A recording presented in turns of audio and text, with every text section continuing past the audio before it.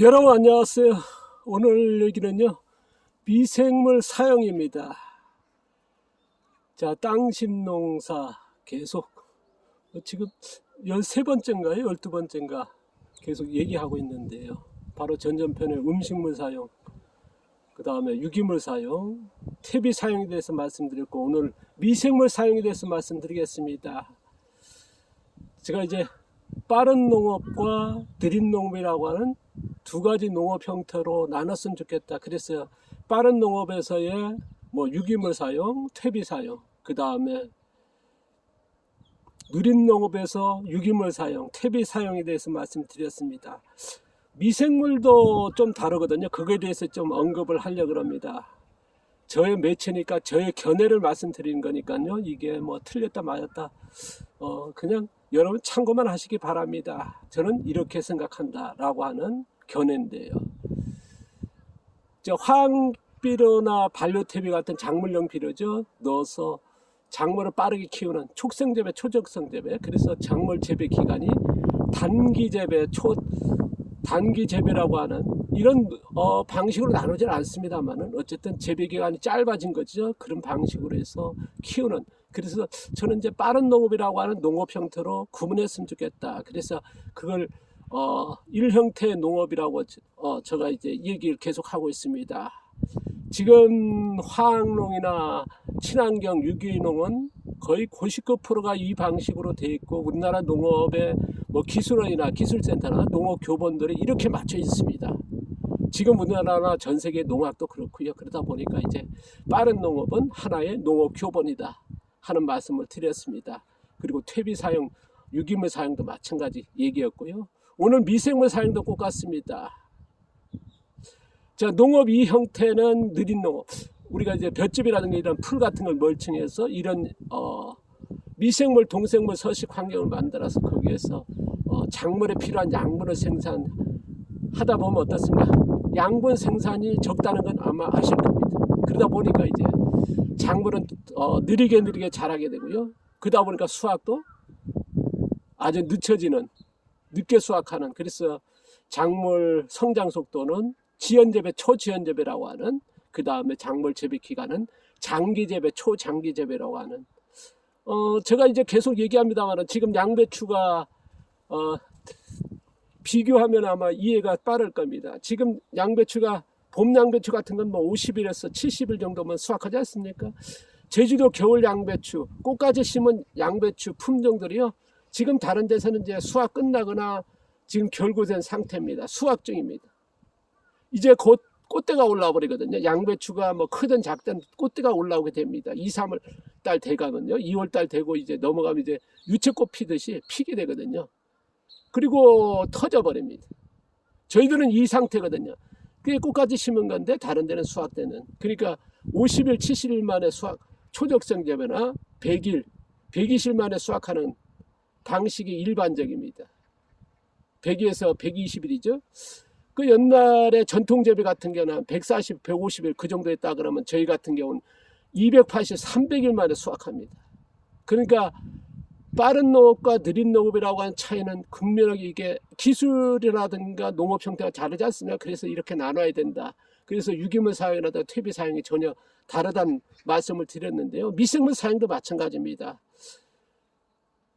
지금 빠른 농업 같은 거 어떻습니까? 밭갈이 하고 모든 비료라든가 유기물 같은 그런 것들 하기 위해서 퇴비 같은 거 넣고 이제 밭갈이 하지 않습니까? 그러다 보면 이제 미생물 환경은, 토양에는 미생물이 있지 않습니까? 우리가 이제 미생물의 대부분 어떻습니까? 표면층에 있거든요. 그리고 토양의 표토층과 신토층에는 뭐냐? 식물 뿌리에서 따라서 들어가는 식물의 기생하고 근규균에 의한 미생물이 대부분이고요. 그러니까 토양의 미생물은 거의 90% 이상이 표면층이거든요. 거기에는 뭐냐? 우리가 숲속에 가면 낙엽이 떨어지는 바로 거기에 하는 게 미생물이. 근데 우리가 이제 빠른 농업에서 어쨌든 밭갈이 하다 보니까 그 환경이 파괴될 것이고, 그리고 그런 미생물 서식 환경을 안 만들죠. 우리가 멀칭을 해줘야 되는데 풀이 덮여져야 미생물이라든가, 미생물이 워낙 작지 않습니까? 눈에 안 보이는 생명체는 미생물이 안 돼. 거기에 또 미생물이 있게 되면 동생물, 수많은 이제 곧 벌레들이라든가 이런 게 있어야 되는데 그런 환경이 있긴 있습니다만 아주 현저히 적은 거죠.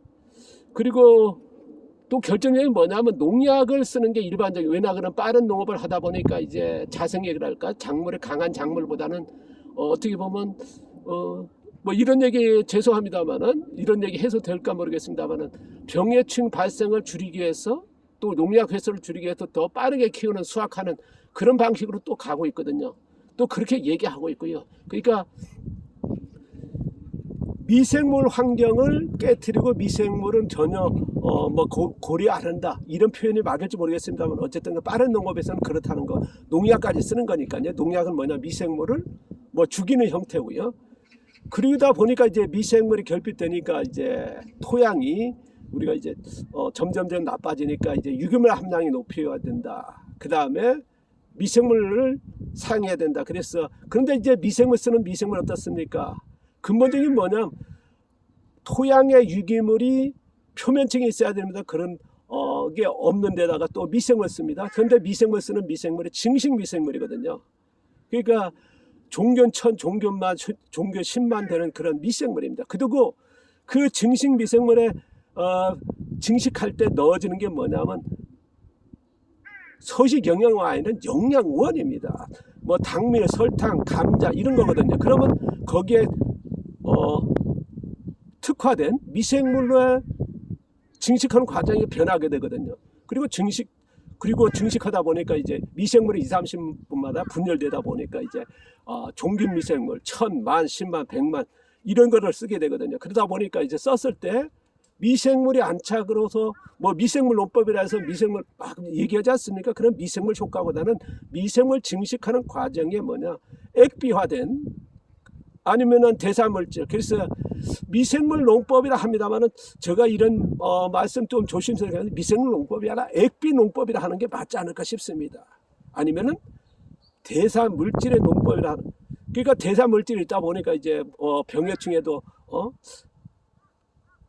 효과 있지 않습니까? 대사물질이 이미 수천 년 전부터 이제 인류에게 방부제 역할을 하는 미생물 대사물질 사용해 왔거든요. 그래서 농약을 하는 거거든요. 그러니까 쓰고 있는 미생물이 뭐냐, 빠른 농업에서 쓰는 증식 미생물은 종균 100, 종균 1000만, 뭐 10만 뭐 그렇게 되는 미생물이고, 또한 중요한 건 뭐냐, 영양원이라고 하는 영양 배지에서 설탕이나 감자에서 특화된 미생물로 간다는 것. 그 다음에 어쨌든 환경이 없다는 이런 것들을 하다 보니까 이제 미생물하고는 거리가 먼 쪽으로 이제 농업이 발전하지 않나 싶습니다. 그래서 쓰는 미생물도 또 그러한 문제가 있다라는 거. 뭐 문제란 표현이 그렇습니다만 어쨌든 그렇다는 거.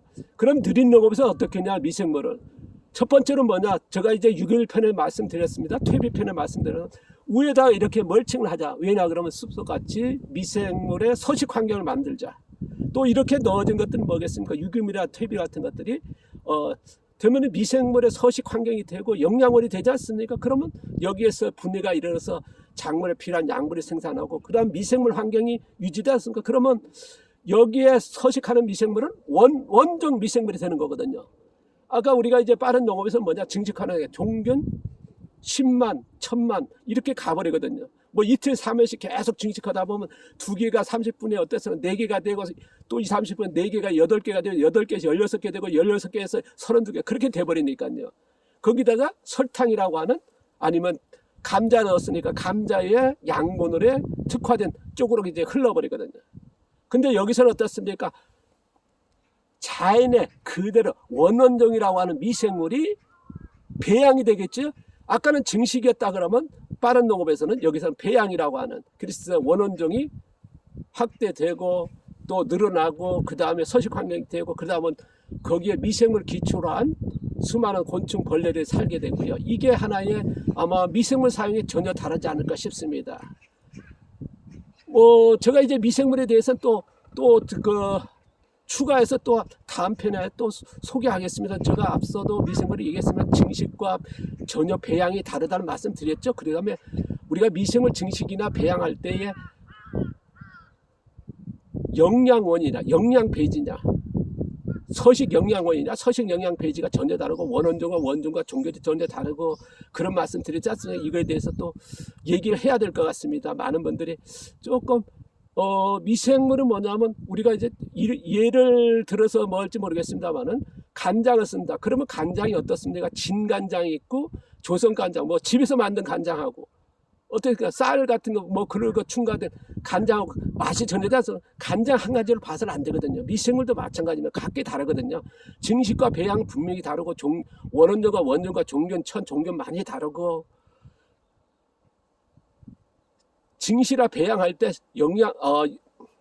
영양원과 서식 영양은 다르거든요. 이런 것들을 이제 뭐 저도 앞서 얘기했습니다. 또 반려와 속성도 다르고요. 이런 것들을 이제 구분 안 하고 쓰고 있다라는 게 좀 안타까운데 어쨌든 그거는 현재의 미생물 수많은 정보라든가 미생물 뭐 유튜브라든가 카페라든가 뭐 수많은 정보가 나와 있는데요. 그렇게 안 나누고 있습니다.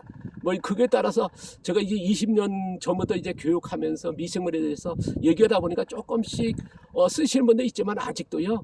그게 그러다 보니까 이제 미생물 아까 얘기했습니다만 조심스럽다는 말씀드렸습니다만 미생물 농법이라 얘기하지만 미생물 효과가 아니라 액비 효과인데 이런 것들이 혼란을 주고 있거든요. 대사 물질의 효과인데 그거를 다른 쪽으로 본다는 거 이런 것들이 이제 아마 미생물에 대한 사용 그 다음에 이제 아까 전에 빠른 농업에서의 미생물 고갈해서 미생물 쓰는 뭐 그거에 대해서 틀렸다 맞다 나왔습니다. 왜냐 그러면 빠른 농업은요 어쨌든 화학비료나 반려퇴비 효과를 위해서 제가 유기물 편에서 퇴비 편에 얘기했습니다. 바깥에 할 수밖에 없습니다. 이게 최적의 방법으로 가고 있는데 하지만은 지금 전 세계의 미국이라든가 캐나다 그 다음에 브라질 같은 경우는 90%가 넘을 정도로 무기현 상태 노트리아에서 이렇게 멀칭하러 가는 쪽으로 가고 있거든요. 미국도 마찬가지입니다. 캐나다고 전 세계 농업이 대농들이 가는 이유는 뭐겠습니까? 미생물을 환경을 만들자. 그랬을 때의 땅심이라든가 그게 유지된다는 생각을 가져 있거든요. 그게 과학적으로 이제 규명되고 있고 그러다 보니까 이제 뭐 밀미농부라든가 국가에서 장려하고 있거든요. 우리나라는 좀 아직도 좀 미비합니다만은 그래도 농업에 종사하신 분들이 이제 이런 노티를 가는 이유도 한 인식하게 돼 문제를 인식하다 보니까 가지 않나 싶습니다. 이거에 대해서 미생물 다시 한번 미생물 편 얘기했습니다. 다시 한번 다음 편에 이어서 조금 말씀드리고 계속 이어가겠습니다. 감사합니다. 고맙습니다.